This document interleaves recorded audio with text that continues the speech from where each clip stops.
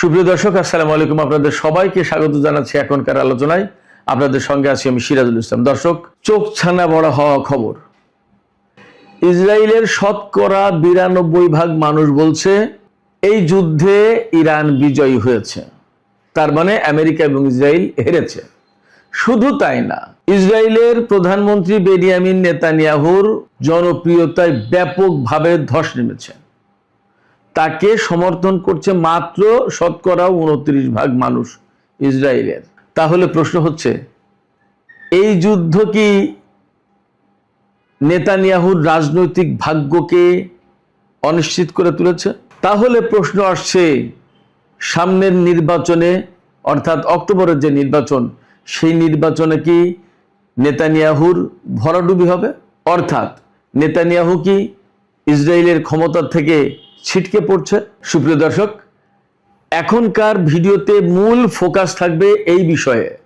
Iran, America এবং ইসরায়েলের মধ্যকার যে যুদ্ধ, সেই যুদ্ধের ফলাফল, ইসরায়েলের জনগণ কেন এই যুদ্ধকে নিজেদের পরাজয় মনে করছে, তাহলে ইরান কিভাবে জিতলো, এবং ডোনাল্ড ট্রাম্প আর নেতানিয়াহুর ব্যাপারে ইসরায়েলের জনগণ এতটা নেতিবাচক ধারণা কেন পোষণ করছে, এবং তাদের ভাগ্য আগামী নির্বাচনে অনিশ্চিত হয়ে পড়ছে কিনা। এর পাশাপাশি সুইজারল্যান্ডের জেনেভা শহরে আজকে ইরান এবং আমেরিকার মধ্যে আলোচনা শুরু হয়েছে।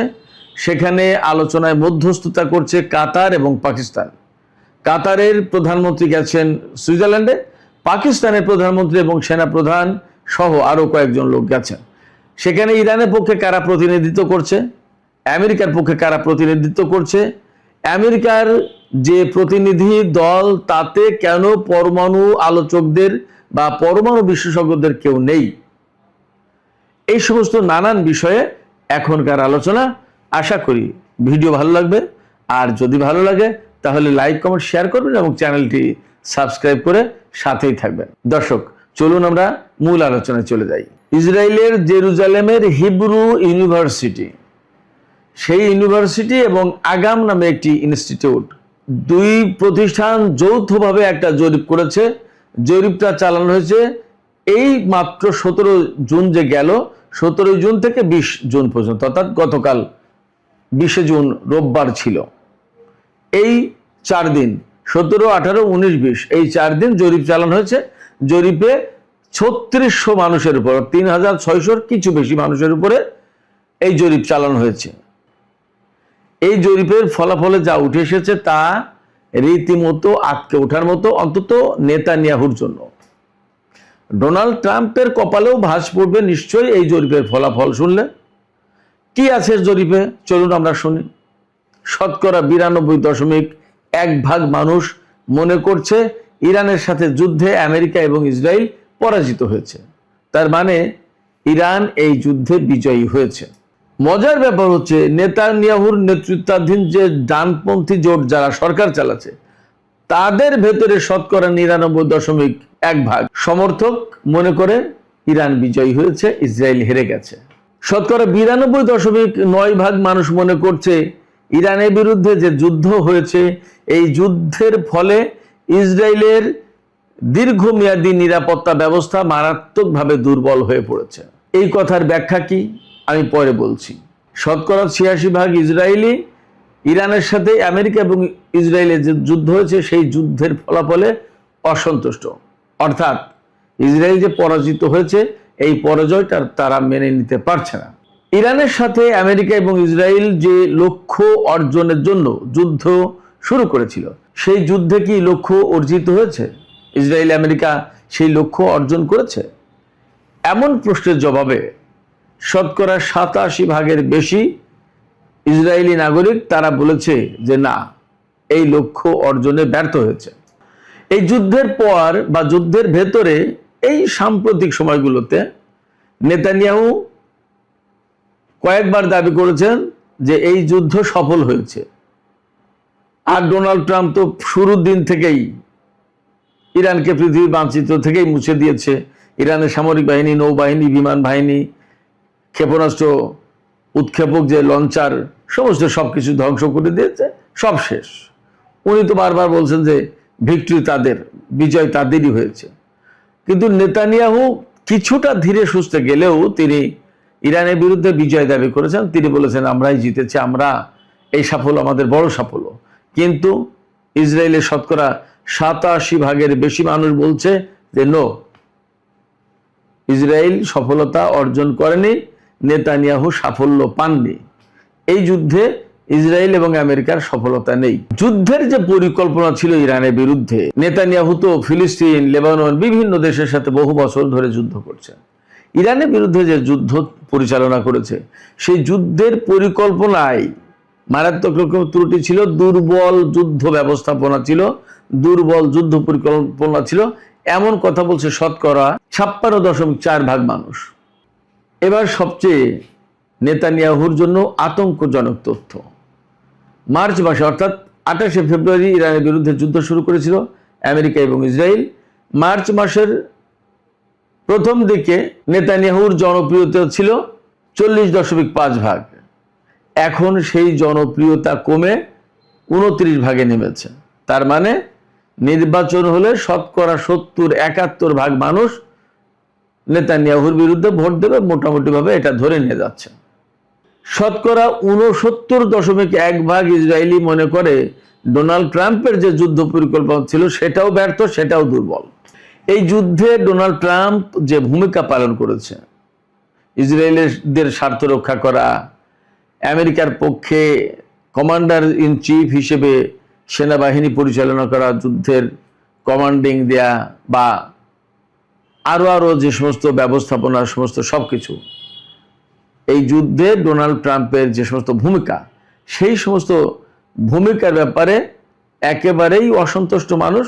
মাত্র শতকরা 10.8% মানুষ ডোনাল্ড ট্রাম্পের যুদ্ধ পরিকল্পনা এগুলোকে সমর্থন করেছে। অর্থাৎ নেতিবাচক বলেছে ব্যাপক সংখ্যক মানুষ, আর ইতিবাচক বলেছে মাত্র 10.8% ইসরায়েলি।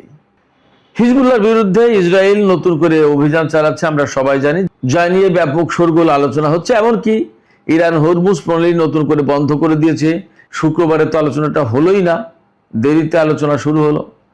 এই যে হিজবুল্লাহর বিরুদ্ধে নতুন করে যুদ্ধ, এই যুদ্ধের ব্যাপারে ইসরায়েলের শতকরা 48.2% মানুষ সমর্থন দিয়েছে। অর্থাৎ যুদ্ধকে তারা পছন্দ করছে, বেশ বড় সংখ্যক মানুষ, প্রায় 50%।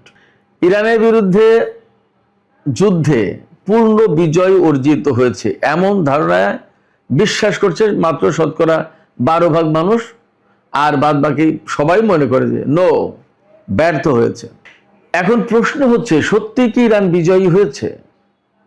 আর ইসরায়েল এই বিজয়টা অর্জন করতে পারলো না কেন? ইরান এবং ইসরায়েল এত বড় বড় শক্তি একসাথে মিলেও আরো প্রশ্ন আছে। ইসরায়েলিরা বলছে এই যে যুদ্ধটা হলো, এই যুদ্ধের ভেতর দিয়ে ইসরায়েলের জন্য দীর্ঘমেয়াদে নিরাপত্তাহীনতা দেখা দিয়েছে, নিরাপত্তাহীনতা সৃষ্টি হয়েছে। অর্থাৎ ইসরায়েল আগে যতটা নিরাপদ ছিল এখন আর নিরাপদ নেই। এর কারণ কি? এই 3টা প্রশ্নের জবাব খুব ইম্পর্ট্যান্ট। এই প্রশ্নগুলো খুব গুরুত্বপূর্ণ। সবচেয়ে বড় প্রশ্ন হচ্ছে, এই যুদ্ধ কি পুরো মধ্যপ্রাচ্যের মানচিত্র, ভূ রাজনীতি পাল্টে দেবে? চলুন আমরা এবার এই বিষয়গুলো নিয়ে একটু আলোচনা করি।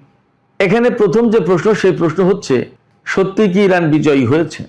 আপনারাই বলুন, ইসরায়েলিরা যখন 92-93% মানুষ মনে করছে যে এই যুদ্ধে ইরান বিজয়ী, তাহলে আমরা কি বলবো? ইরানের মানুষ তো বলছে বিজয়ী। আমেরিকার পক্ষের বিপক্ষের অনেক রাজনৈতিক গুরুত্বপূর্ণ ব্যক্তি তারা বলছে ইরান বিজয়ী হয়েছে।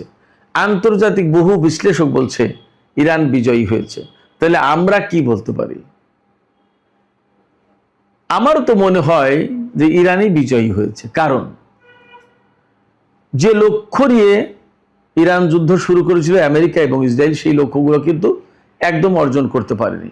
যখন অর্জন করতে পারেনি, বরং অন্যদিকে তাদের বিসর্জন বেশি। সেই বিসর্জনগুলো কি কি আমি বলছি পরে। তো বিসর্জন যদি বেশি হয় তাহলে তো যুদ্ধে ইরানই বিজয়ী হয়েছে এবং এরা পরাজিত হয়েছে। যুদ্ধের লক্ষ্যগুলো কি কি ছিল? যুদ্ধের লক্ষ্যগুলো ছিল ইরানের সরকার পরিবর্তন করে ফেলা, ইরানের সামরিক বাহিনীকে একেবারেই মুছে দেয়া, ইরানের পরমাণু কর্মসূচি একেবারে ধ্বংস করে দেয়া, ক্ষেপণাস্ত্র কর্মসূচি একেবারে ধ্বংস করে দেয়া, আঞ্চলিক যে প্রক্সি ফোর্সগুলো আছে তাদেরকে ডিসম্যান্টেল করে দেয়া এবং মধ্যপ্রাচ্যে ইসরায়েল আমেরিকা নিয়ন্ত্রিত একটা ম্যাপ এবং ব্যবস্থা তৈরি করা। আপনারা বলুন এগুলোর একটাও কি হয়েছে? ইরানের সরকার কি পরিবর্তন করে দিতে পেরেছে? হয়তো কিছু মানুষকে হত্যা করা গেছে, কিন্তু সরকার তো পরিবর্তন হয়নি। ইরানের সামরিক বাহিনীকে একেবারে ধ্বংস করে দিতে পারেনি, ইরানের পরমাণু কর্মসূচিকে ধ্বংস করতে পারেনি, ইরানের ক্ষেপণাস্ত্র ব্যবস্থা ধ্বংস করতে পারেনি, এবং তারা যে এখন অনেক শক্তিশালী ক্ষেপণাস্ত্র ড্রোন ব্যবস্থায়, তা তো সাম্প্রতিক ছোট ছোট টুকিটাকি যে যুদ্ধগুলো হয়েছে তাতে দেখেছি। একইভাবে সমান তালে বড় বড় শক্তিশালী ক্ষেপণাস্ত্র মেরেছে, ড্রোন মেরেছে ইরান, এবং সেই যুদ্ধ আমেরিকা বা ইসরায়েল বন্ধ করতে বাধ্য হয়েছে। এরপরে মধ্যপ্রাচ্যে গ্রেটার ইসরায়েল প্রতিষ্ঠার যে পরিকল্পনা, গ্রেটার ইসরায়েল কিন্তু প্রতিষ্ঠা হয়নি। এবং ইরানের সরকার পরিবর্তন করে দিলে মধ্যপ্রাচ্যে কিন্তু আমেরিকা ইসরায়েলের সামনে আর বাধা বলতে কিছু ছিল না, থাকতো না। যেহেতু ইরানের সরকার পরিবর্তন হয়নি, সেক্ষেত্রে মধ্যপ্রাচ্যের নতুন কোনো ব্যবস্থাও তারা চালু করতে পারেনি। অতএব তাদের লক্ষ্য কিন্তু অর্জিত হয়নি। আর যদি লক্ষ্য অর্জিত না হয় তাহলে যুদ্ধে তাদের বিজয়ের তো কোনো সুযোগ নেই, বরং ইরান এগুলো প্রোটেক্ট করেছে এবং ইসরায়েল আর মার্কিন ঘাঁটিগুলোর উপরে ব্যাপক হামলা চালিয়েছে। তাতে তাদের ব্যাপকভাবে ক্ষয়ক্ষতি হয়েছে, প্রচুর অর্থনৈতিক ক্ষতি হয়েছে। শুধু তাই না, মধ্যপ্রাচ্যে তাদের এই নাস্তানাবুদ অবস্থার পাশাপাশি হরমুজ প্রণালী আগে মুক্ত ছিল, সেই হরমুজ প্রণালীকে এখন চুক্তি করে ইরানের হাতে তুলে দিতে হচ্ছে। অর্থাৎ ইরান এখন এটা কন্ট্রোল করবে। এই যে গতকাল 20 জুন 2026 তারিখ লেবাননে যখন হামলা বন্ধই হচ্ছে না, তখন ইরান বন্ধ করে দিল চট করে হরমুজ প্রণালী, বলে যে যুদ্ধবিরতি যদি না হয় তাহলে আমরাও চুক্তি মানব না, আমরা হরমুজ প্রণালী বন্ধ করে দিলাম। তার মানে এখন ইরানের সামনে পথ কিন্তু একদম পরিষ্কার করে দিয়েছে ইসরায়েল এবং আমেরিকা। যখন প্রয়োজন তখন কিন্তু তারা তাদের মতো করে হরমুজ প্রণালী বন্ধ করে দিতে পারবে।